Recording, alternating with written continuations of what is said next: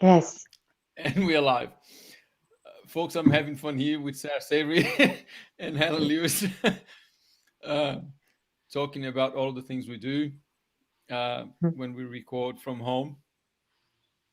Today, we'll have a second chat about holistic management, more specifically about holistic decision making. And Helen will talk first about the applications of holistic decision making for families and small organizations. Sarah will talk about the importance of holistic decision making in the development of public policies and government policies in general. And after that, we'll bounce back a few ideas and questions and hopefully improve the base knowledge of holistic management for ordinary folks out there. Thank you, Sarah. Thank you, Helen. Thanks, Eureka. Good. Thank you. Thank you. Helen, can we start?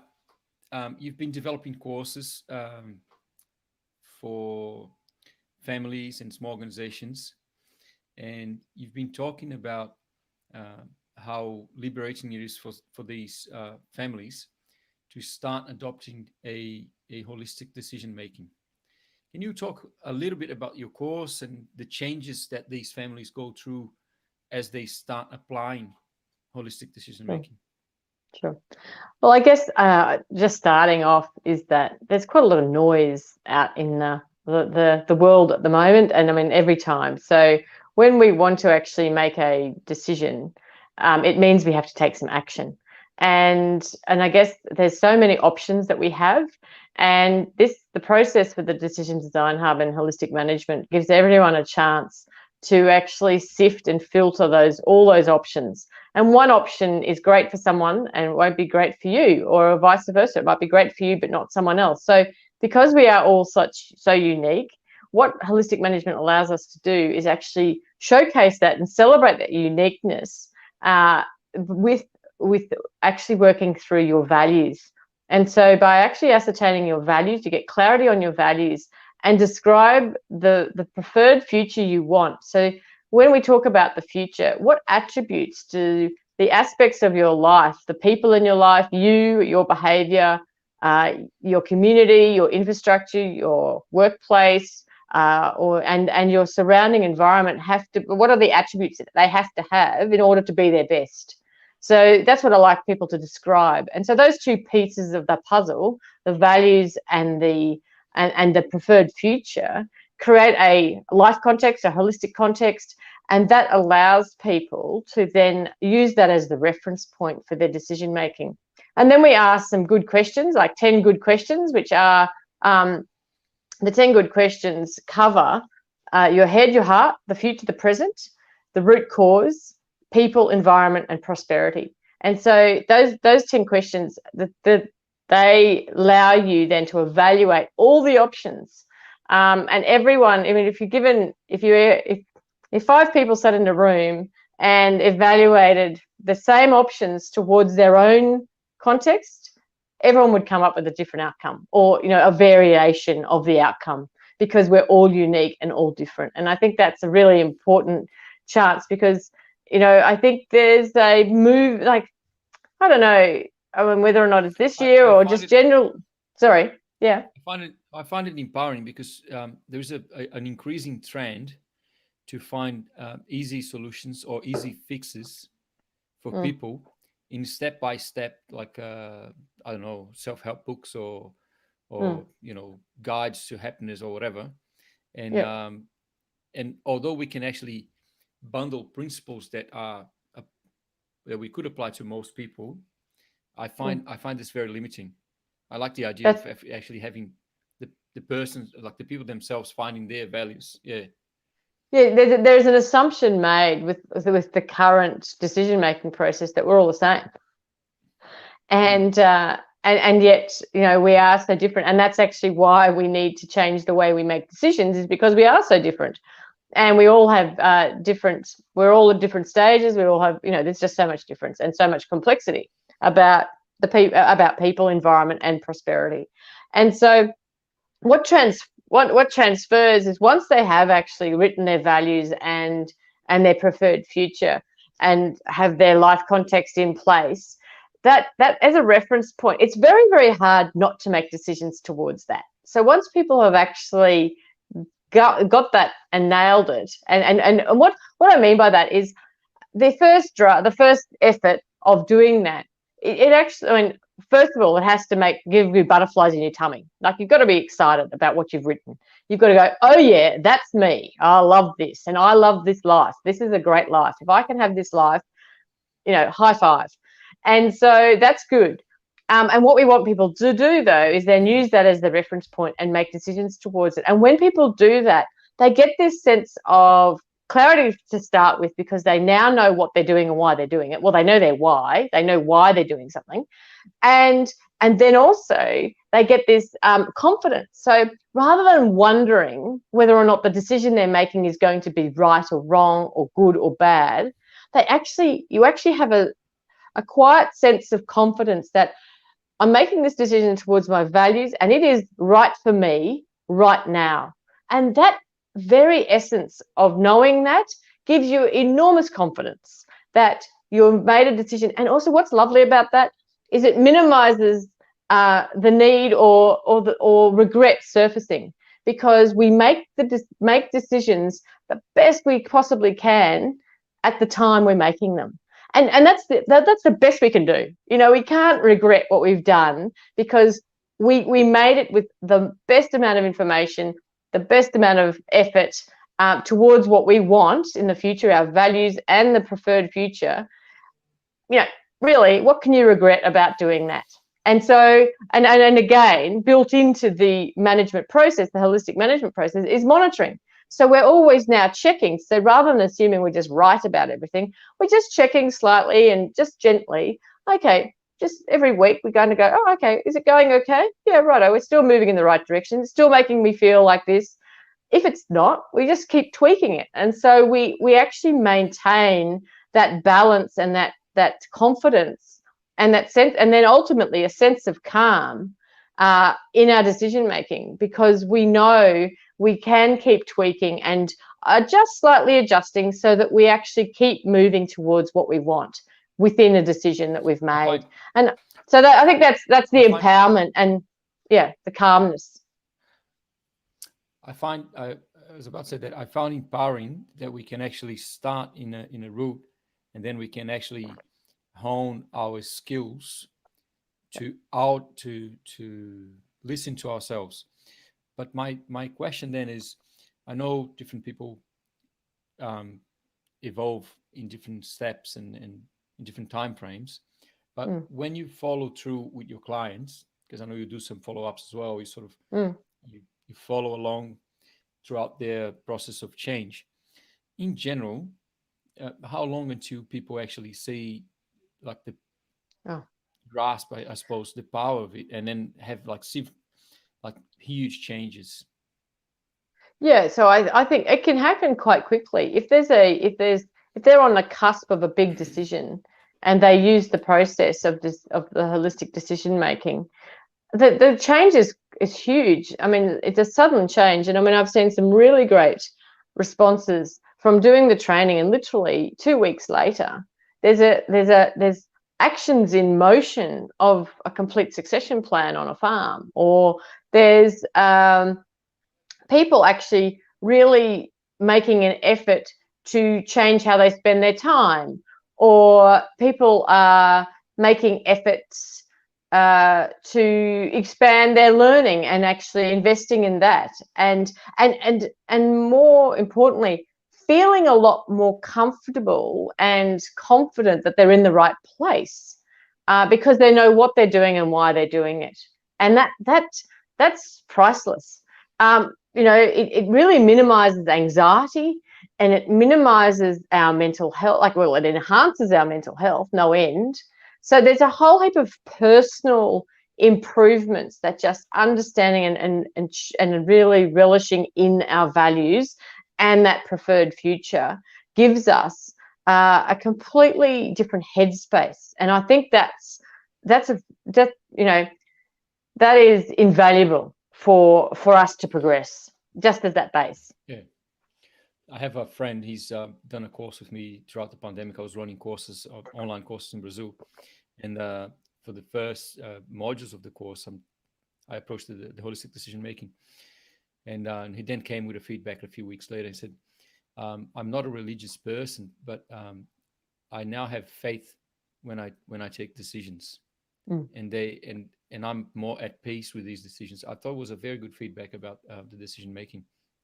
Yeah, and it's a backing yourself. You back yourself because you have that confidence in yourself, and that's really key to actually progressing anything new, or just being the best person you can be. You've got to back yourself. And I love this thing that anyone trying to do something new or creating, we all have to have a fairly healthy dose of realistic delusion.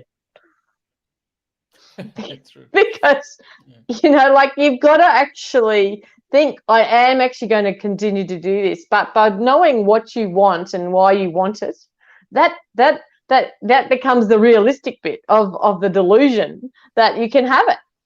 And that's exciting because every morning you get up and you're moving yourself towards that, but you're backing yourself because you have got that faith in yourself, a belief in yourself that you can make it happen. Yeah, it's true. You are amongst the very few consultants, I suppose, that has been putting a great effort into not changing, but I suppose adapting the decision making for non-land-based people. Yeah. Can you talk a little bit about this process of thinking the holistic management framework, and then trying to how do I say, tailor it for non-land-based people? Yeah, sure. So ultimately, I mean, it's really just making us aware that we have. I mean, the process stays the same predominantly throughout the framework. But what I have done is I've actually just really concertinaed in the tools of management. So previously we would have had. I know that there's been an adjustment to that recently, and that's now we have got living organisms, fire, and technology, and oh gosh, I've changed it, so I'm kind of going, what is it again? So yeah, so I've changed it to technology, time, and living organisms, and I've included the match in technology because that is technology, and that's fire. Because we can't control lightning fires, that happens, and it's usually followed up by some sort of rain. But what I like to do is I've really tried to make it clear, because technology of us, we all love our phones. I mean, technology is great, and there's just some key things we want to actually ask, whether or not it's improving soil biology, it's maintaining soil structure. When we use technology, is it solving the root cause of the problem?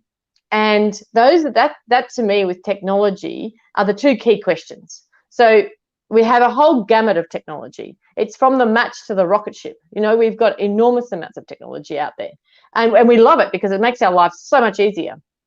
So we're not going to stop doing that. But what it does allow us to do is understand the consequences of that. And if we're not solving the root cause of the problem with technology, and we're not, and that technology or the source of how we've made it or whatever, maybe we need to just assess whether or not that technology is actually enhancing our biology and the people and our prosperity. So about our future. So that's what I'm asking about the technology. Time is then we're talking about our time, our personal way in which we use time. We've got 168 hours every week. How do we use it? And we're talking about, we take time to harvest. We take time to grow crops. We take time to plant and prepare and heal. And as people, we take time. And then just in life, we take time. And so we manage time. We manage our time, which is a tool. And so we also have the time, which we need to allow time for recovery of plants and all those things in the environmental component. And in prosperity, we rely on time for compounding interest, or we rely on time for healing and actually investing in our future.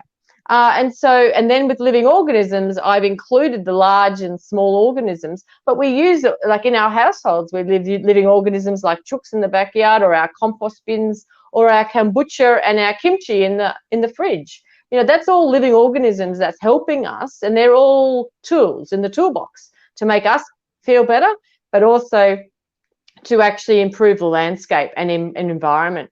So, sorry, I'm just saying. Go.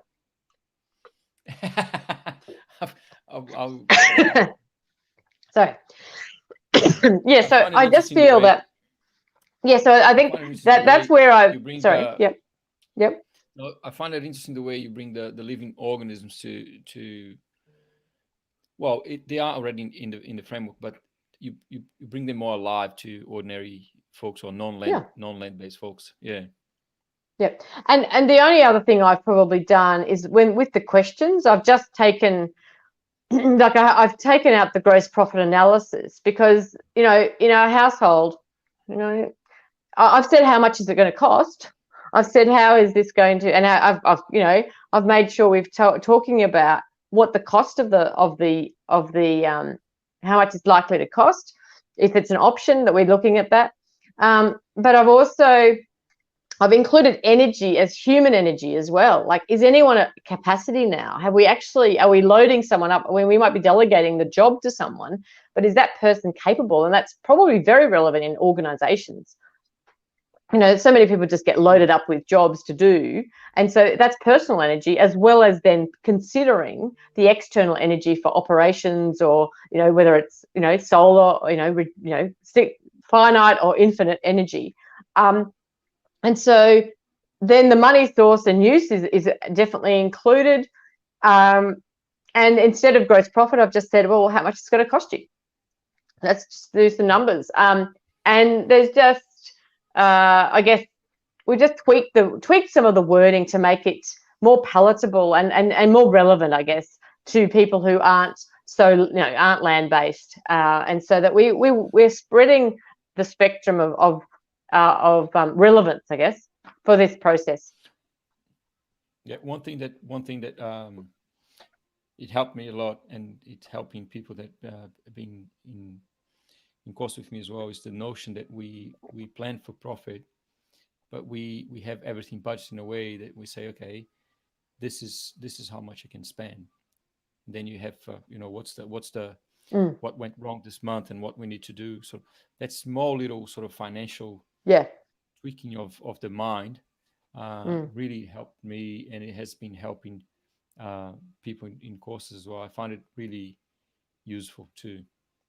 And I suppose again, we evolved our macro economies from not that long ago, from household economies, and I suppose with the pandemic, the risk of new pandemics and things like that, we are very likely to see a coming back of the household economy playing a major role in local economies, at least very likely in the global economy as well, in some years down the track.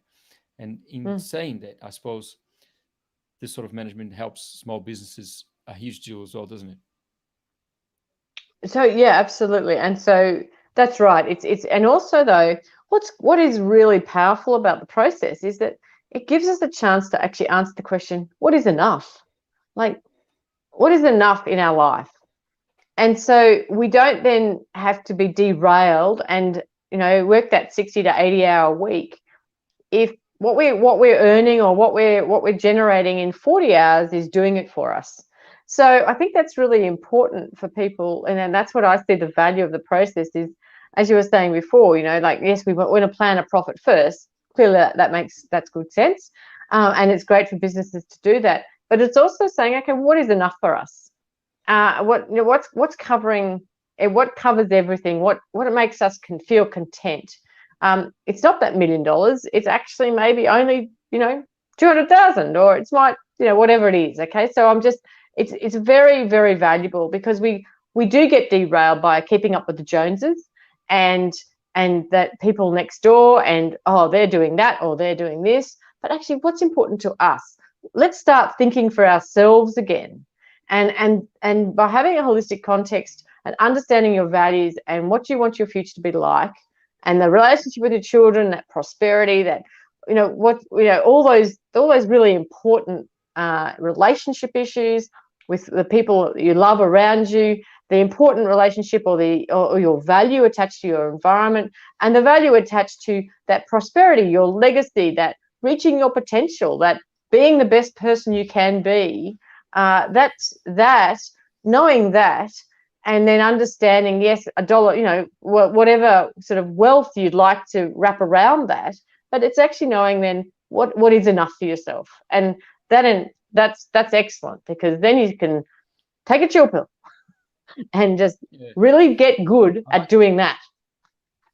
Yeah, no, I find it very important that you mentioned that, because in most of the narratives I see in holistic management, there's a lot said about planning for your wealth.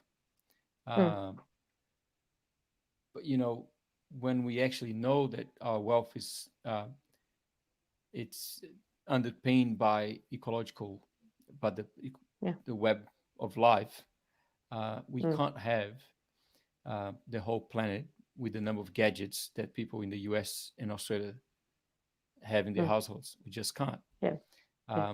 But we can't also tell people not to have them, because otherwise, it's not going to work that way. It needs to be from free will, I suppose, from self-determination. But I think Eureka, we are fantastic at making things. We have consistent results with making things, and we have inconsistent results when we're managing things, which is people, environment, and prosperity. It just highlights that we just have to get better at managing things so we can keep making things. And when we do that, when we actually understand and respect and consider people, environment, and prosperity, then the way in which we make things will change and get better. And so that in respect to actually people, environment, and prosperity, the human linear brain is going to continue to make things. We love to extend ourselves. So let's not take the joy away from that part of who we are. However, let's actually be better at managing and considering the impact then of these gadgets, of what we're making, on the people, environment, and prosperity, and then put our innovation and our linear brain to work in that workplace of refining alternatives and actually making what we're making is actually then better. We probably don't need half the gadgets we've got, but I don't see, until we to me, we're always going to end up making, we're not going to turn the tide of people wanting to make stuff. So it's about then asking the question, and I mean, this is what I'm talking about. Some people I talk about quite a lot about in my pep talk and the various material that I'm putting out there. I talk a lot about the environment, and some urban people are like, oh, I don't manage the land, I don't need to know about this. But every day when people buy things, their purchasing dollar is then impacting, that dollar is then supporting how that particular product is being made and the resources it's using. So if we can educate people about that process, and they start spending their dollars differently on, when is the first completely 100% recycled metal plastic phone ever, going to be produced? Who is the company that's going to produce the smartphone that's made of 100% recycled material? And that's what we can spend our really great linear brain working on. I think Helen, this is one part of an equation that, and maybe this is a good point to shift to Sarah, but I think this is one point, this is one part of an equation that's actually, again, very complex, in the sense that we need systemic change, and we can't just rely on responsible consumerism or ecological. I mean, we've got to do that too. We can't rely. Yes, that's right. Yeah, true point. Yeah, true. Policy has to change. Yes. Which brings us to Sarah. and what you call people, environment, prosperity. Sarah's been writing a lot about the complexity of and the indissociability of people, nature, and economies. And I suppose we we can jump to you and talk about how the holistic decision making then triggers a cascade of changes, and how can this be used in policy making as well.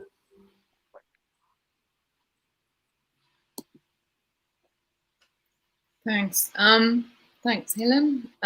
So exactly what Helen was talking about on the decision-making side, we can push that to scale. When we're making any big decisions, we do it through our organizations or our governments. And so what we were talking about is people, economy, and nature. And if you look at the world right now and all the global problems we're facing, those are the three things that are collapsing. Our societies, our economies, and our ecosystems are all having huge troubles. And it's no coincidence that those three things are the only things on the planet that we manage. Everything else is things that we make. But those three things are the only things that we manage, and they're incredibly complex self-organizing systems, so they can adjust even when we upset the balance of those systems. But what we've been missing is that at the point of our decisions themselves, we have a hardwired decision-making process that we've traced this all to, and where we're going wrong in our management is we isolate people, economies, and nature, and they are so interconnected and intertwined in one whole complex system. So our physical and financial stability is entirely dependent on the health of its ecosystems and on our land. So not one of us can survive without the photosynthetic process of green plants growing on regenerating soils through the sun's energy. And what holistic decision-making does is ensure that at the point of our decisions, we are tying that together.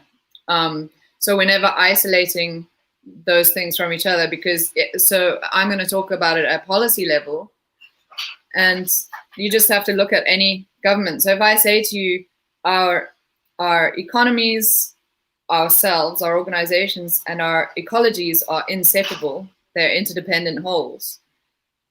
And then you look at any government, and we have a Ministry of Environment, we have a Ministry of Finance, we have a Ministry of Agriculture, we have all these separate ministries making decisions for this whole web of complexity and isolation of the other components of it.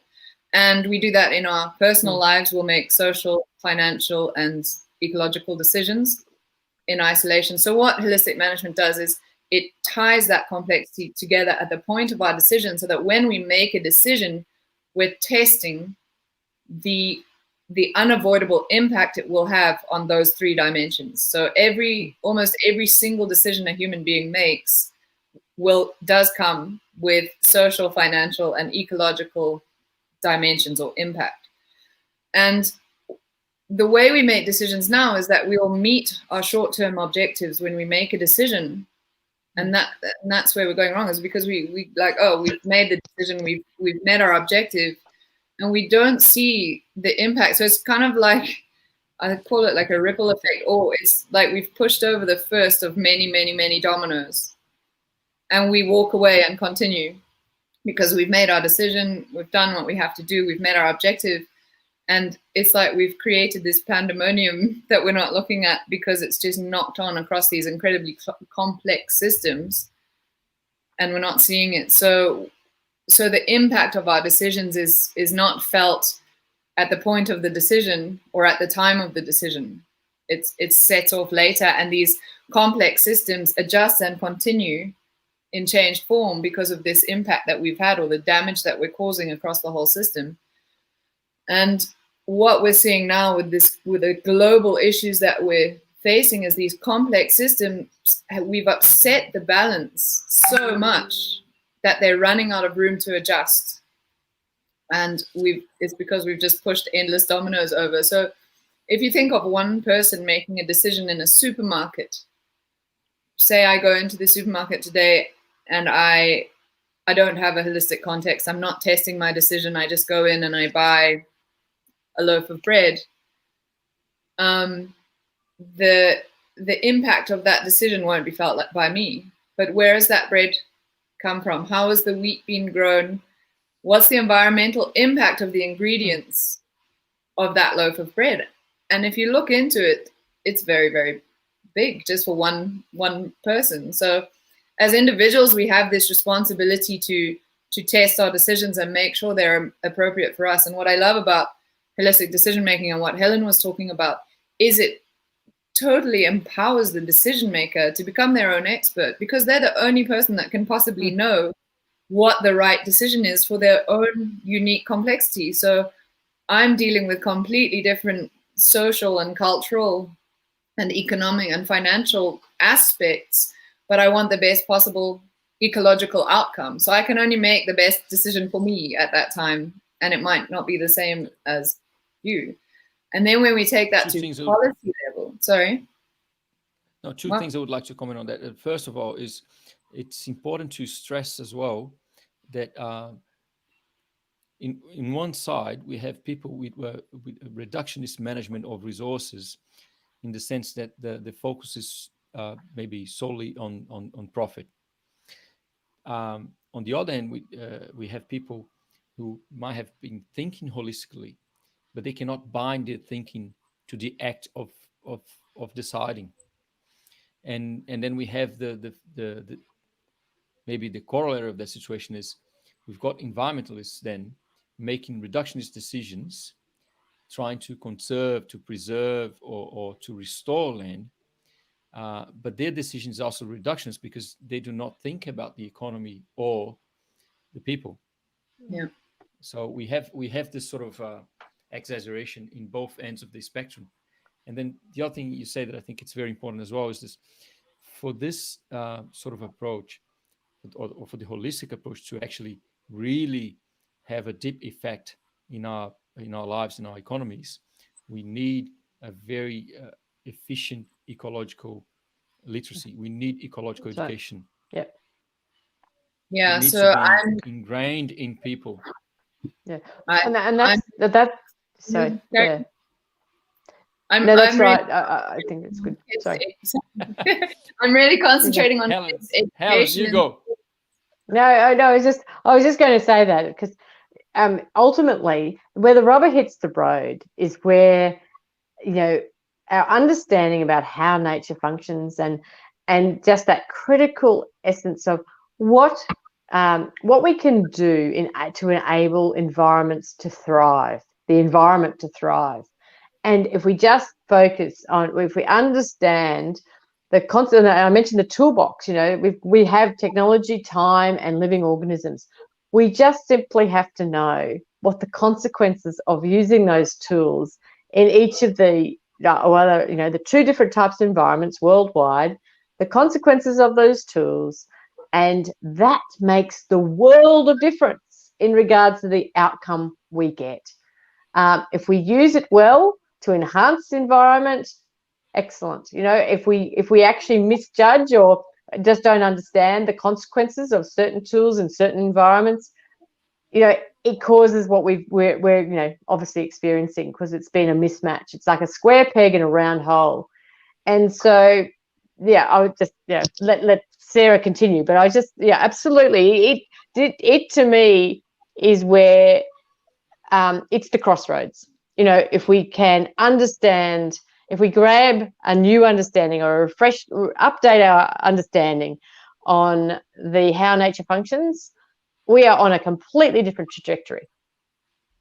Yeah. So sorry, I was just going to say that I'm focusing on policy and children's education. So I'm right now writing a curriculum for holistic decision-making and ecological literacy to be taught in schools, because we have to not only know how to make better decisions, but why we need to make better decisions, and then have that knowledge to guide our decisions. Because our health and wealth is tied to the health of our ecosystems and the the ecosystem processes being healthy, etc. So yeah, it's completely vital that people are ecologically literate. And many people who live in towns, and I deal with it all the time, say, yeah, but we don't have anything to do with land. And I just say, do you eat? Do you wear clothes? Do you, everything you consume comes from the land, goes back to the land. So you better look at these things more closely. Do you have a phone? It all comes from the land. Exactly. But you got to you can only make the best possible decision for you in any given situation. And this is what I like about holistic management as well, is I can't tell somebody else what to do because I don't know their social, financial, and ecological complexity. I don't know what their decisions are impacting. So I was writing a thing yesterday, which I sent, is we really have to get people differentiating first between what we manage and what we make. So complex systems versus complicated things that aren't self-organizing. And then the huge difference between practices and management. So what we all discuss endlessly, changing practice in agriculture, in our daily lives, don't eat meat, eat meat, hunt, don't hunt, cull, don't cull, plant this, permaculture, agroforestry, whatever practice we talk about, and we're changing practice endlessly. But the practices are not what are causing the problem. It's the management that decides. We even have an obsession. Sorry? We even have an obsession for best practices. Exactly. Yes. So we get into arguments about what's the best practice, and you can't know. So yesterday I was trying to get it through to someone, and I said, okay, if I say to you right now, kick a ball or light a fire, and you just did it, you just got up and you did it, that you could be kicking the ball inside a house, you could smash everything, break the window, and cause pandemonium and cause damage, or you could be on a soccer field and kicking the ball to your friend, or you could light a fire to cook food or keep you warm, or you could be lighting it to burn someone's house down. So the example like that, I gave that example because I'm like, those are both exactly the same actions, the same practices, but in different circumstances, they have completely different consequences. And now when we take that to decisions where we are really impacting those physical, financial, and ecological dimensions all our decisions come with, you've got to have that management. You can't know if anything is appropriate until you've tested for yourself that those three things will be sound for you at any given time. So it's empowering the manager to know when, why, if, when, why, and where to use a practice. And sometimes it will work and sometimes it won't work, and what might work for me won't work for you. So this is why we have to be able to test for ourselves. And this is why we go so wrong with expert advice, because they give advice from the narrow context. So this is, now I'll get to policy. So how we all make decisions right now is we have all these different forms of management, and we will look at the whole picture. So you'll get people coming along. I was giving an example here the other day. They want to build this huge dam to get electricity and water because we're running out of water. So nobody started off by asking the question, why have we got no water? So immediately it's a reductionist decision towards a problem. But they want to build this whole dam. So they look at the whole picture, and then they call in a financial expert, an ecological expert, a social expert, and they get advice about those things in isolation of the fact that all of those will be impacted simultaneously. So it's not the experts that are wrong. It's the decision makers that need to change their perspective. So instead of looking at a problem or a situation from here, like if I look at the whole screen and make a decision towards it from this angle, from the expert's view or the suggested practice or the suggested action, I'm going to reduce it. But if I turn around and look at the advice or the proposed action from the point of view of the whole perspective. And this is what holistic decision making does, is it puts you into a decision from a different perspective. So you say, oh, okay, well, that's your advice. Let me just test that it's appropriate for me. And you say to your social, economic, and environmental aspects, how do you feel? How do you all feel about this action, basically? And then you've got the context check. So we can, when we do this at policy level, so like I said, when we make decisions, we have a hardwired way of just reducing our decisions. We make decisions to meet needs, fulfill desires, or solve problems. And for all of time, those three things are both the reason and the context that we make our decisions in. And so in holistic management, they remain the reasons we make our decisions, but the context changes.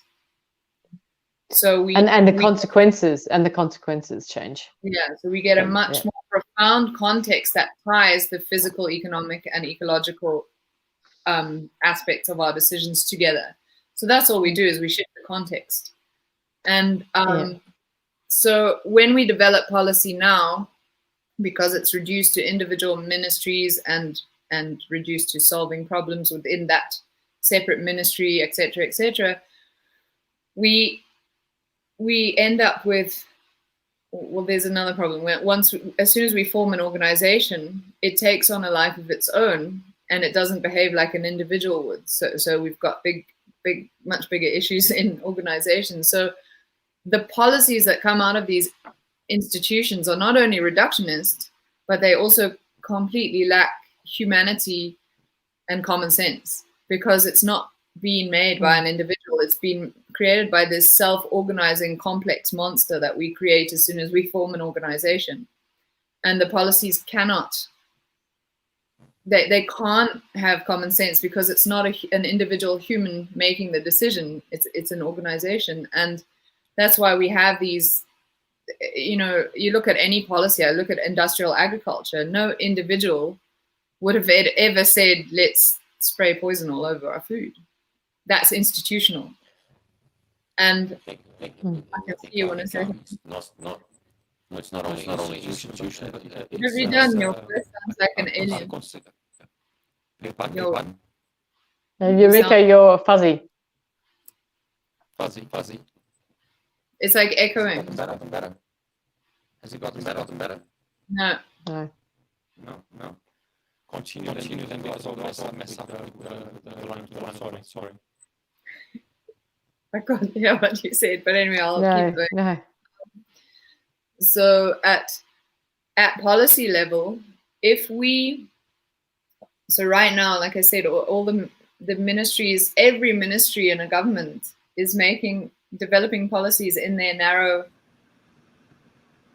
ministries towards the narrow context of the problems within that ministry, with no further thought to the knock-on consequences of any policy. And like we were saying earlier, I've lost my train of thought because I was reading that thing, but we don't, in holistic management, we monitor the decision, like what Helen was saying earlier. So that's monitoring. That's right. Yeah, when a government develops a policy, that's it. They've met their short-term objective normally, with no further thought to the consequences. So I'll give a really good example of it. Someone told me the other day, and I think I might be wrong, but I think it was in India. Anyway, there was an organization, and they were getting an incredibly high number of rape cases. And the policy that came out from that problem, so the problem is too many cases of rape, and the policy that emerged was to lower the age of consent to 12. So there you go. They've met their objective. They've achieved their objective. They've lessened the number of rape cases. The World Health Organization has been doing this for decades, in the sense that they have been increasing the percentage of fat in the human body to adapt what is healthy and what is not. We have adjusted this many times. That's their way of fighting the obesity pandemic. So once you see a reductionist decision, you can't unsee them, and they're absolutely everywhere. And the knock-on consequences, and one my dad always uses is the US's policy against noxious weeds, which was developed about 40 years ago. And they say they would spray harmful chemicals on these weeds and eradicate the weeds. And it's 40 years later, the government's gone bankrupt, the farmers have gone bankrupt. It's cost $40 billion. And they've never eradicated a single weed. So if you develop those policies with a national holistic context, tying your physical and economic stability of the country to the health of the ecosystems of the country, you would very quickly not be making those reductionist decisions, because you're always proactively bringing about the life that you want for all citizens, or all members of a family, or everybody in a business. So holistic management is, so in our current decision-making process, we are always trying to react or adapt to the problems we have. But our decision-making is what's causing those problems. So you can see the hamster wheel, and we've got to get off it and say, right, I'm going to proactively bring about the life that I want. So I'm always making a better decision. And I always say to people, especially farmers, because they say, oh, but we had to spray this, or we had to dip our cattle. And I say, no, you can't just stop everything you're doing. You wean yourself off. So in your unique complexity, you're always making the best possible decision you can at any given time. So, and I gave a good example. I think the other day I went into a shop and I wanted to buy lunch. And at that given time for me, with my social, financial, ecological context, I quickly went through the options for lunch. There were chips and biscuits, which is a no-go. There were rolls with egg and bacon. There was biltong, dried beef, whatever you call it, jerky for those who don't know. So my choice was biltong. And someone else could have come into that shop with me, and I could have said, this is what you have to buy. This is the most ecologically sound decision you can make in this and socially and economically. But they might say, no, I can't afford that, or I'm not allowed to eat red meat, or so they can only make the best possible decision for them in that situation. And that's what it is. I think, Sarah, in a way, it's the same in governments and policies, in the sense that they want to get rid of a problem within their shift. They're sort of passing on the hot potato to someone else's hand. So if they can do something, they just need to do something. That's we hear this often enough. Do something, but this something, it's almost always out of context. There is an economist in Brazil, an ecological economist in Brazil, and again I reinforce the importance of understanding ecology, and he's been ridiculed for like a long time. He's a prolific writer, he's got an amazing career. He's friends with Stuart Scott as well. They've been both working for many alternatives. But anyway, he was talking about, like, we'll bang our heads against the wall all the time and forever if we don't tie our economies to the biocapacity of the planet. Economies need to be informed that they are within ecology and not the other way around. Well, now, we can't. Yeah, that's right. Sorry, Helen, I'll let you go. I'll let you talk. But so what he was saying is that what I was about to say is, even though they don't have the framework to tie that decision or that line of thinking to a decision, because they have a very solid ecological foundation, that line of thinking, which is ecological economy, it's actually much closer to holistic management than anything else I've ever seen.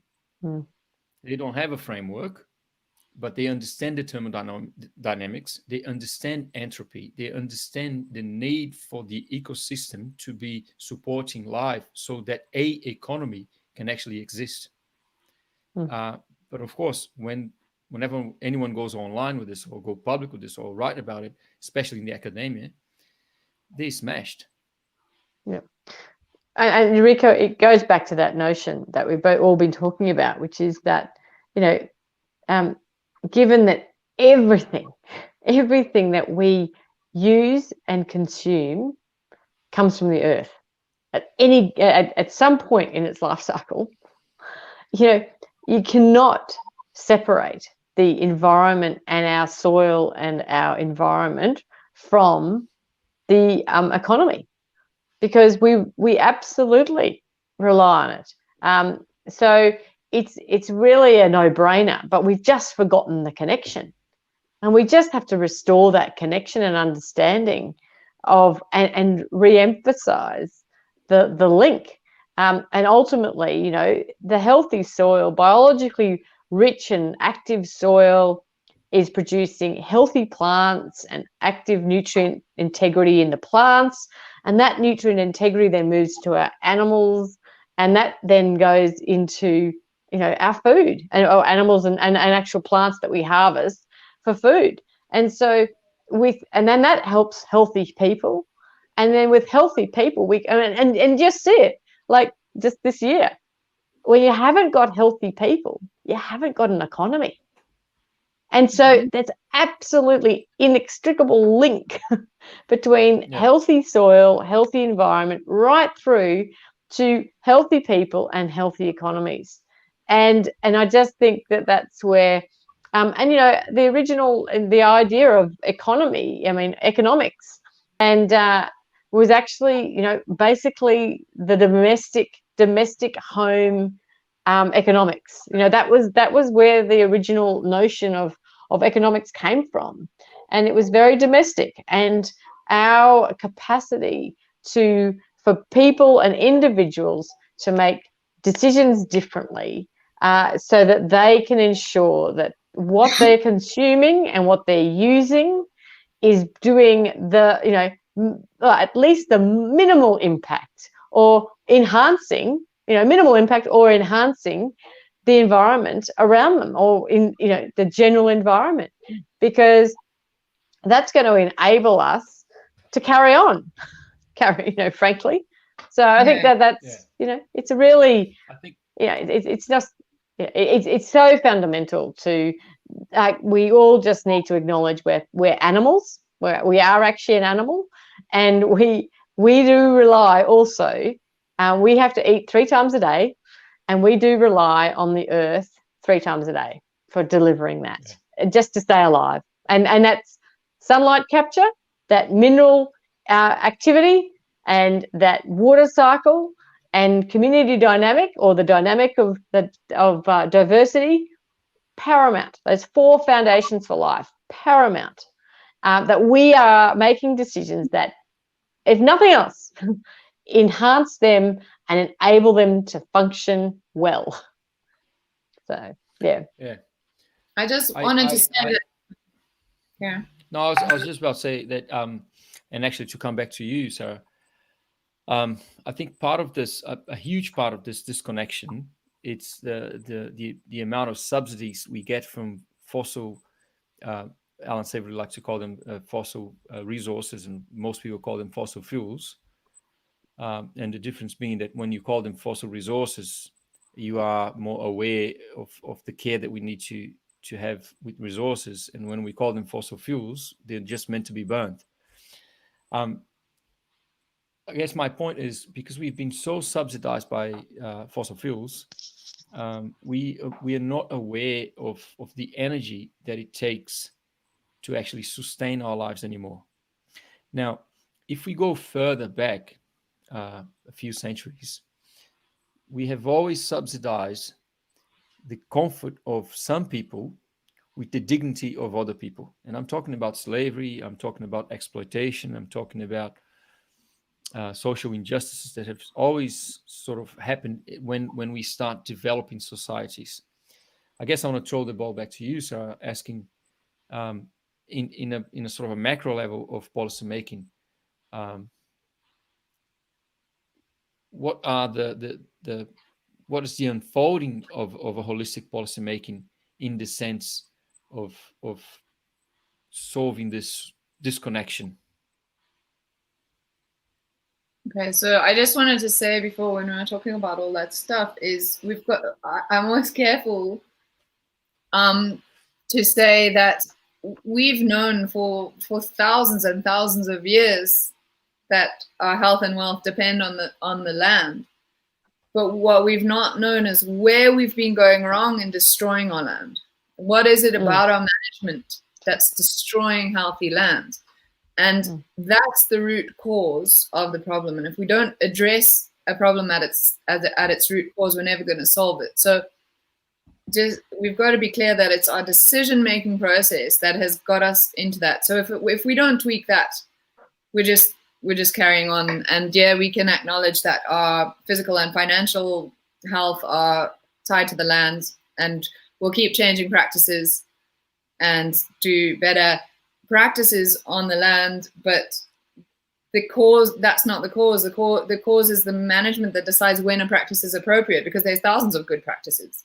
It's just when to use them, like when to kick the ball or when to light the fire, because I might be your neighbor and it might work for me and not work for you because you haven't tested that the decision's appropriate. And that's where we've got to really push for people to understand, is it's at the point of your decision where we need a fundamental paradigm shift across the planet, because we don't cognitively make decisions this way. It's simple, but it's a conscious shift in context and how we make our decisions. What did you ask me about policy?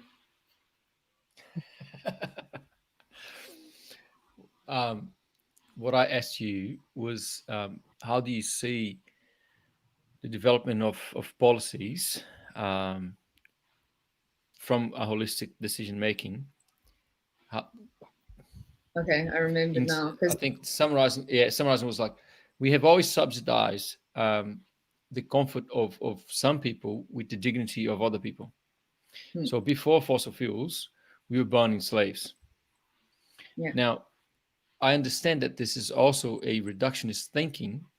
We could go all the way down to that track, but how do we then prevent today that the moving from fossil fuels to whatever other source or just a more wise way of using them, it's more equanimous within society, so that everyone has got access to whatever subsidies we have or whatever lifestyle we want to have. It's got to be across the board.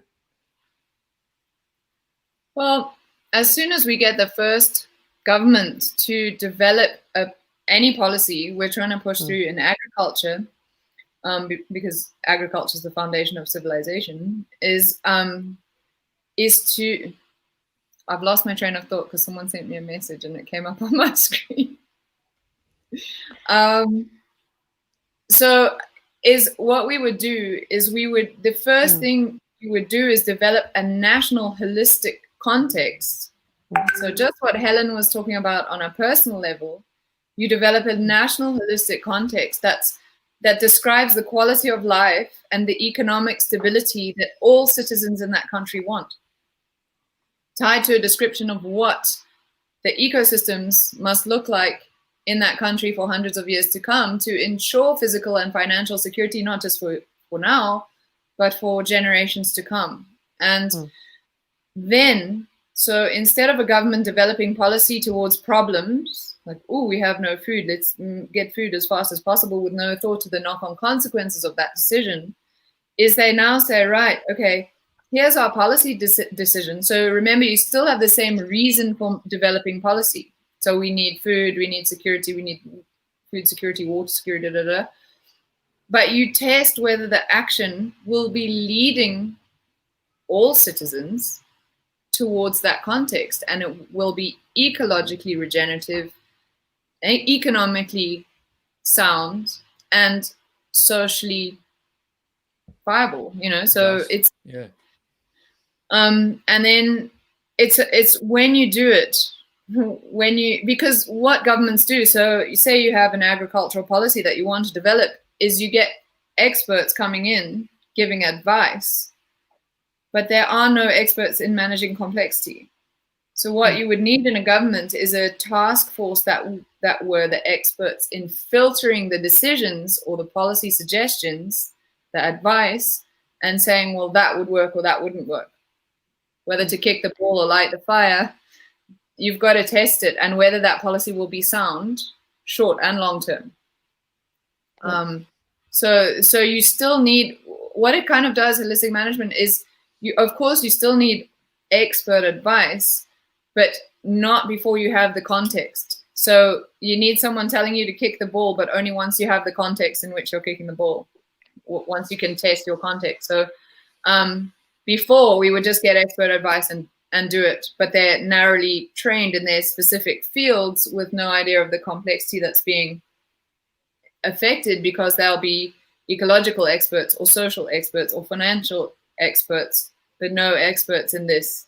So it's just changing perspective and staying zoomed out for longer on the whole picture, and making sure you stay zoomed out at the point of the decision, because we've learned to stay zoomed out, and then at the point of the decision, it's where it's being reduced.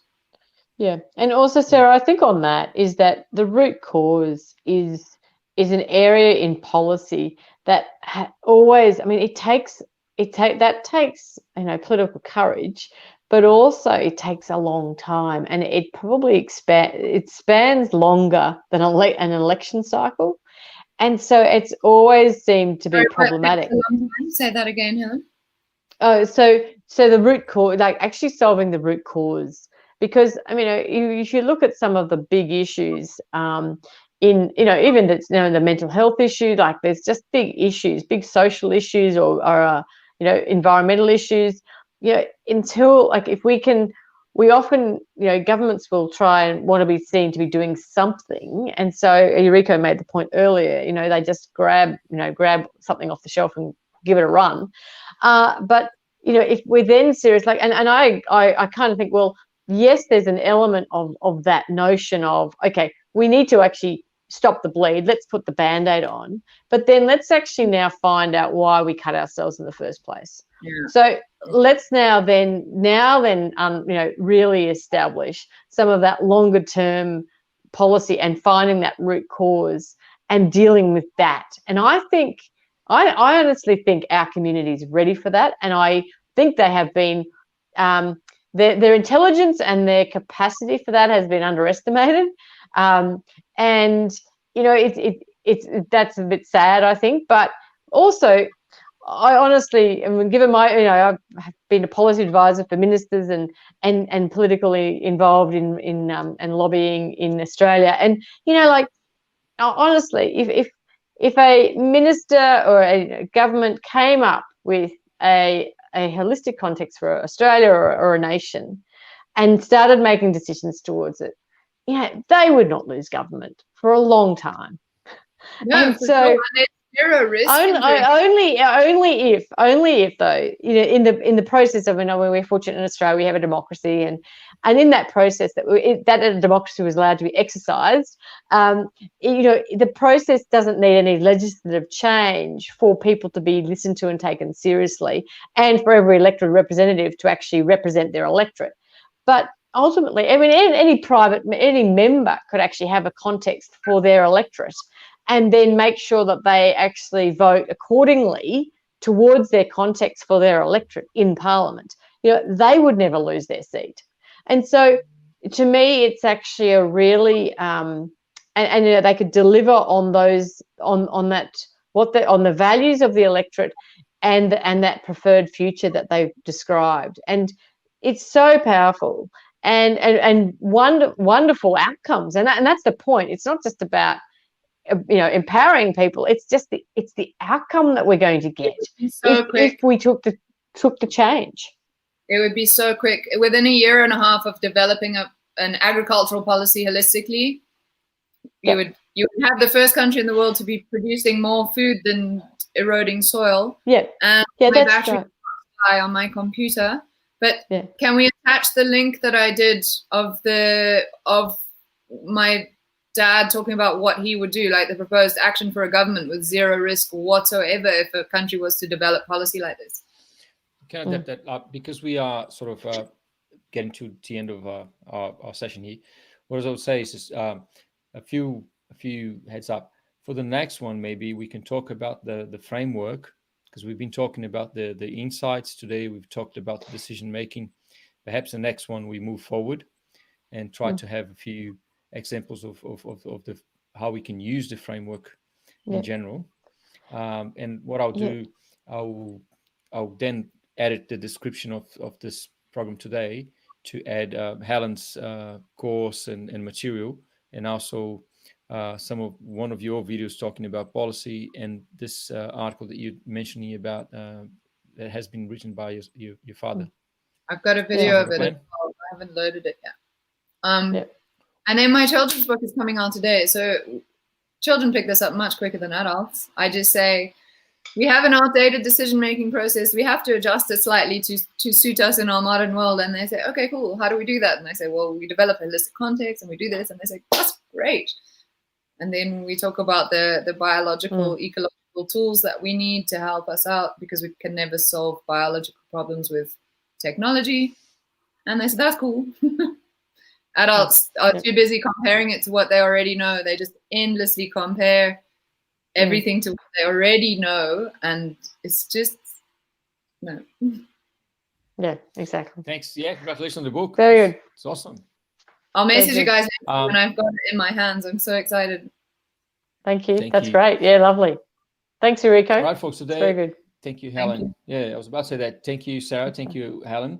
Today, then we had the second chat on holistic management. The next one, then we probably going to be talking about the framework, unless these two ladies decide otherwise, which they often do. They change their minds very quickly. But we'll see you guys next time. With the complexity of the situation. Thank you, everyone. Very good. Thanks so much. Thank you. Cheers. Bye. Bye. Bye.